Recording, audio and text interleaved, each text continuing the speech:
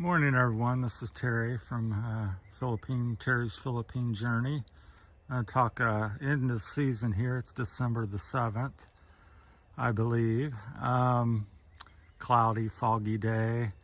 Leaf season's pretty much over for me. There may be a little small cleanup to do yet, but my season's done. You can see from my backyard, barely a leaf left in it. Wanted to talk a little bit about buying equipment or leaf blowers in particular, but it applies to mowers, can apply to many things in life. So just something else, because many times we see somebody with a backpack blower or a big ride-on blower. We're just use the blower as an example since we have them sitting out here. And the people get excited, and I must get that backpack blower. I must get that stand-on blower.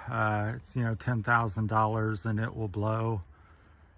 Makes everything easier. But again, like I've always said, and being in business and in the game for 41 years now, it's about application. There's many things to consider.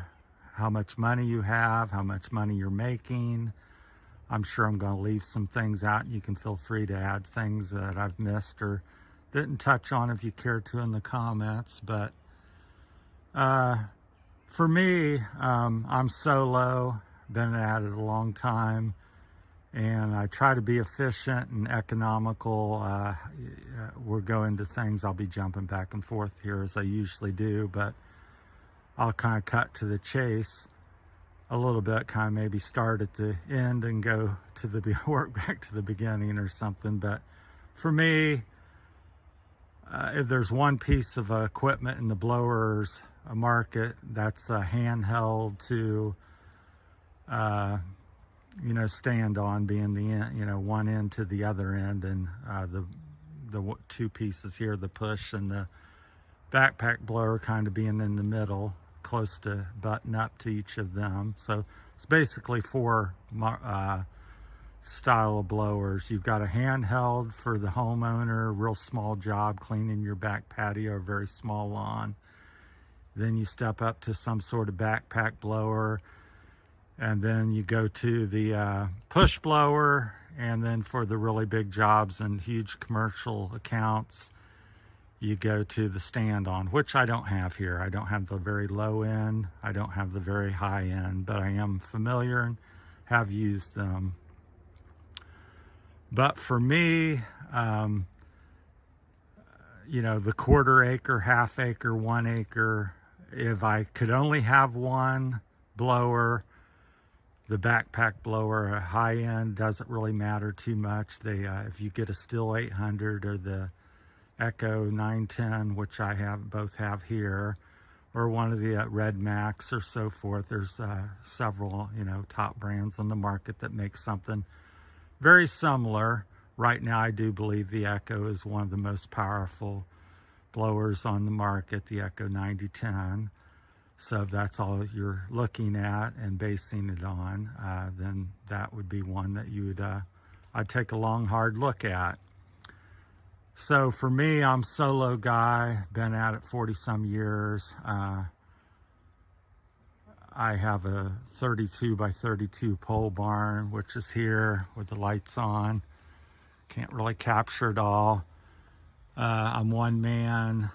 Do I need a little handheld? Do I need a big stand on? How many pieces of equipment, being solo, do I need? And the answer is, if I could only choose one, it would be the backpack blower, because it's not going to do everything, in a sense of it's not going to the backpack blower will not outperform the push blower. It doesn't have the CFM and everything. Now, in different conditions and different situations, all these things will outperform the other. It's application. So that's what I want to stress, is application.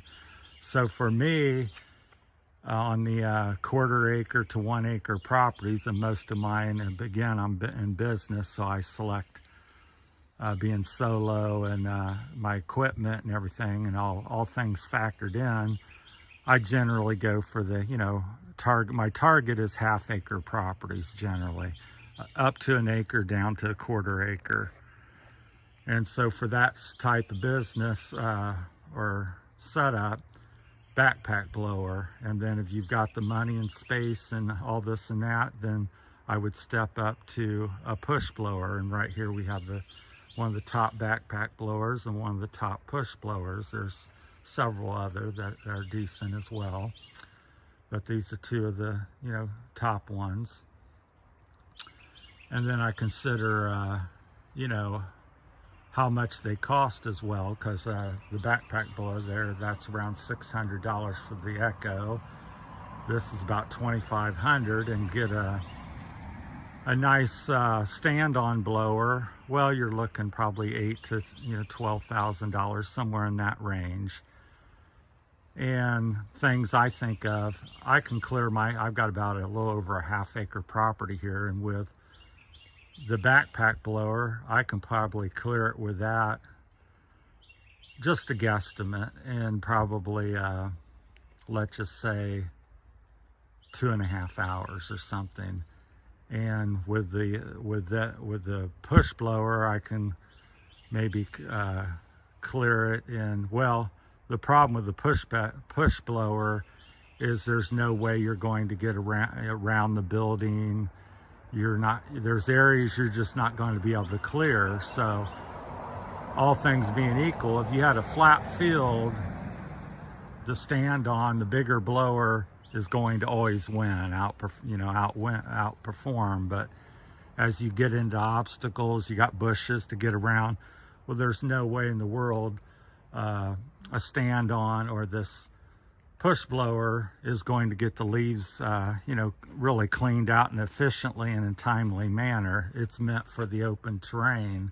So being solo, I can only run one of these pieces of equipment at a time. And being that I've selected about half-acre lots,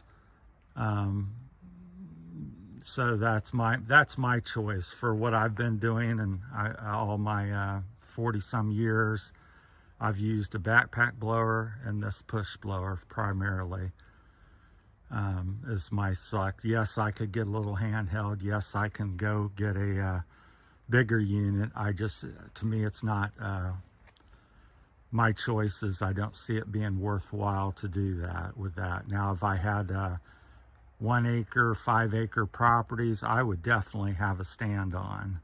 Or if I had a crew, 2 or 3 people, and had bigger properties, again, I would have a stand on with that. But for 10 grand, let's just say roughly $10,000, I don't think it's worthwhile. Also, you got to keep in mind, the area you have to store it or haul it and stuff. We'll walk around here a little bit. Like I said, my shop's pretty good size, but it's not huge. I can't get my truck and trailer in there with all my equipment. So as you keep adding pieces of equipment, you got to have them things, considered. Can you make the money? Do you have a place to keep it? Also maintenance. You come home and you've got 5 or 6 blowers of certain different kinds. You got to come home and change the hydraulic oil in this ride-on one, engine oil, air up the tire, lots of different things. Same with trailer space. Here's my trailer here. It's all emptied out pretty much for the season to some degree. I just ended up stopping Monday for the moment. But this is a 20-foot trailer. As far as I know, it's the biggest trailer available. There might be something 22, but I don't think so. I think this is the biggest trailer you can buy. And I often will haul away a lot of leaves on this, as well as having my work equipment for the day. So the front half of the trailers for leaves, I put them in tarps and drag them up and take them away from most of my customers. Now, a real heavy part of the season, I will not, and I'll blow them into the woods if there's an opportunity to do that, or out to the road for the city to pick up. But I use half of my trailer for hauling stuff away. So to have, being solo and to have a big stand on, which eats up a lot of space, even though I've got a pretty good sized trailer. You know, it just limits, cuts into my work a little bit. We'll walk around here and I'll show you a little bit about the front yard. Now again, like I said, you get in the wide open here.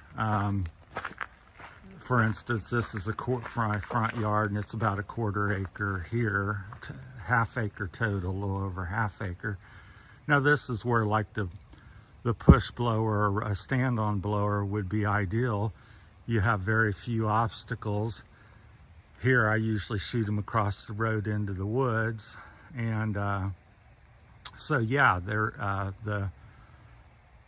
your backpack blower is not going to beat my push blower here, and the push blower is not going to beat a stand-on in this situation.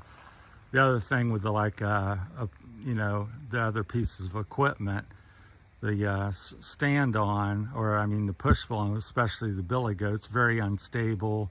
It's hard to pull up the hill, even though this little slope here to the road, it's very difficult to push it up and down this slope to next to impossible for certain people. And if you get it on the side and you go up it sideways, it actually wants to tip over. So that's why I say the first piece of equipment I would get is a backpack blower. Get one of the bigger ones that you can afford, and whatever brand you think is best for you, that you like. I've chosen the Stihl and Echo, and like I said, even though they're going to be a little bit slower, I can get around all the bushes. I could clear this lot here in the front, this little 1/4 acre space you see, even though it's flat, within an hour, you know, or maybe less. It may 15 minutes either way. I could get it done, get all the little beds blown out around the trees, get it shot across the road, and you know, you can get it done. Now with the billy goat, I may not be able to get near the house very much. That's why you have multiple pieces of equipment. So, and then as you get into my backyard here, you can see it's much more complicated. You got, you know, bigger beds. You don't have you're kind of going up a hill a little bit here. It's hard to see. So you have to work around all this stuff. There's not, you know, a huge open place where you can just go back and forth with a stand on or something. But so that's kind of my 2 cents on some of that stuff to consider, is working on the equipment, places to store it inside your shop, places to haul it on your rig, your clientele. Because a lot of people just shout off numbers. I make 500 a day. I make, you know, 200 an hour with something. But yeah, look at your expense. If you make 200 an hour and you have a backpack blower, you're making real good money. If you got a $10,000, you know, stand on, well, it's not as good, because a lot of your money will go back into that, you know, maintenance, the cost of buying it, and extra space to store it, and, you know, and work on it and stuff. When I come home with, for instance, we're just talking a little bit about these, the backpack blower and the push blower. When I come home with the backpack blower, basically at the end of the day, after 8 or 10 hours of working, the maintenance for the most part is put gas in it. It's ready to go for the day. Now this one might be, I got a flat. I have to air up the tires, because now I've got tires. I got to change the engine oil, you know, different things. But as you can see, because people will say, well, the backpack blowers will replace all these other units. I don't believe that's true, because if you look at, this is the fan housing on that. It's huge. I'm going to say that's almost up to my knee. That's like 30 some inches, roughly, the outer diameter of it or something. And look at the fan housing on that. That's that black part there. There's no way that's going to produce the CFM. And here it is on the Echo. This is the Stihl, the white part there. is going to blow as much air and volume as this on the billy goat. So it's just night and day. I don't know the exact numbers, but I would say it's double or triple the CFM on this that it is on that. So I would say it's at least double, because it's double the size. But anyhow, and where that comes into play, your CFM, even though the echo is very powerful, is like on a windy day, that's air volume.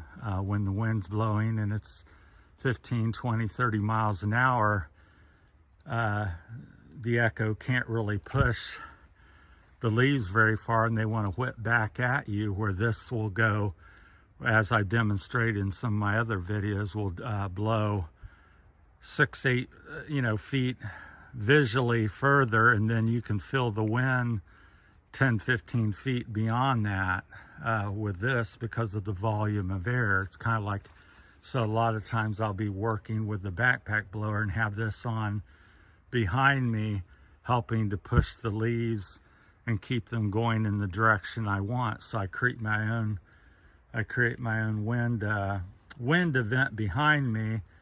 Even though this may not be, I may not be pushing it, I'll get out front and be working with the backpack blower, taking the leaves to where I want it to go. So I think just some things to think about, and things I think about, and so economics, storage, maintenance, and what you're geared up to do. I'm real, if you're going into business or thinking about business, get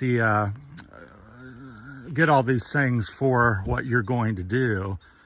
Don't go out and get 5-acre accounts or 2-acre accounts and you think you're going to backpack it all. Yes, you can, but you're in for a long, hard process. So at the same point, if you've got 1/4, 1/2-acre lots, I question whether you need a stand on. But at the end of the day, if you've got deep pockets and that's what you want to do, then go for it. And it's freedom of choice, but I'm just sharing my 2 thoughts, and hopefully this has been helpful. Appreciate everybody watching this season, and this is probably the last one with the blowers of the year, or maybe forever for me, because it's the end for me. I'm starting my journey, which is the name of the channel. So thanks for everybody subscribing and watching the videos, and they're going to continue. They just may be changing the flavor. So that's my take on some of the things to consider when you're doing things in business or just whatever you're doing. This could apply to so many things in life. Getting the tool that you can afford and you have a place for and you can fix, and that will perform and do what you need to do. So thanks everybody. Have a great holiday and Happy New Year coming up just around the corner, and hope that the season's been good for you. Thanks for watching. Bye.